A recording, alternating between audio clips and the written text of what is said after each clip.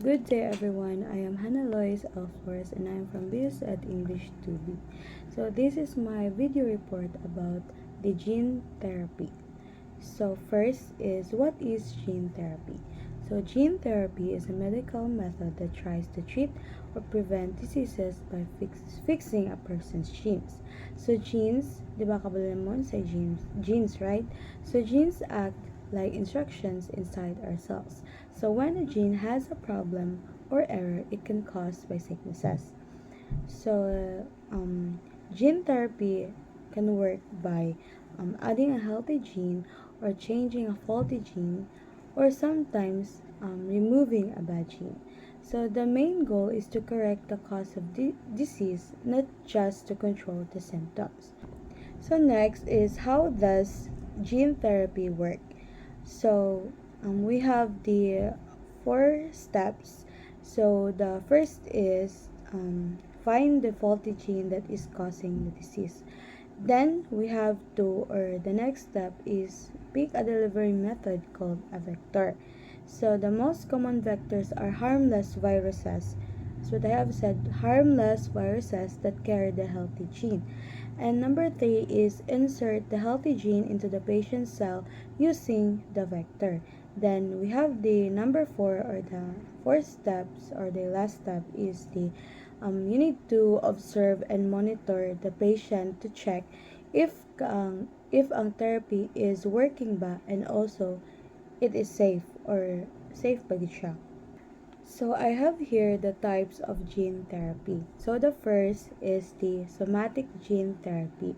So this somatic gene therapy, it can changes the genes into our body or into our body cells like our skin, our blood, and also our lung cells. So not pass on to the patient's children. So kining a type, it is used in kanang today's treatment. And we have the number two is the germline gene therapy. So in germline gene therapy, these genes or this type of genes can changes genes in reproductive cells or the sperm and or the egg. So these changes can be inherited by the future children, and also kaning it is still experimental and dili pa siya allowed in many countries because of some ethical concerns.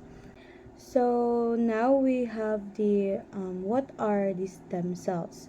So stem cells are special cells that can develop into many different types of cell into our body or in the body, and they act the body's repair team. So we have here some types of stem cells. The first is the embryonic stem cells.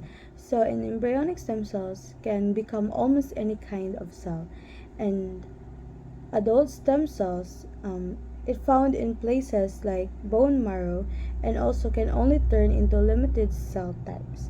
So, man to siya na. And it induced the pluripotent stem cells. And not just that, regular adult cells can change in the lab so they act like embryonic stem cells. And daghan pa ni siya, and it can become many types of cells. So I have here the role of the stem cells in gene therapy. So stem cells are useful in gene therapy because they can carry corrected genes and make many new healthy cells in the body. So how does it work? So the first is the doctor could collect some of the patient's stem cells. Then number two, in the laboratory, they fix the gene inside those stem cells.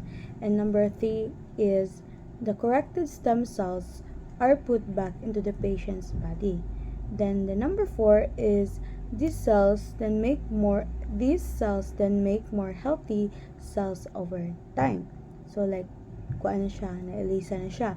So this is especially helpful for kanang na mga blood disease, like for example kanang um as what I have searched is the thalassemia or the sickle cell disease, and also some immune system problems and other genetic disorders.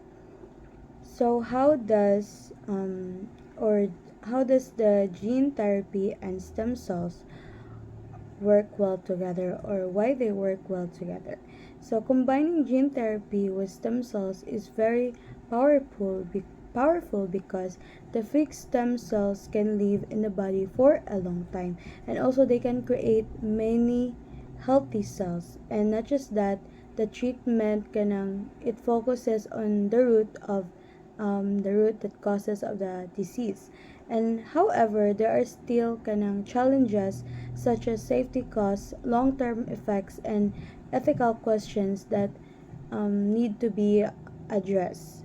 So, mao siya no ang overall about the gene therapy and the stem cells. And that's all.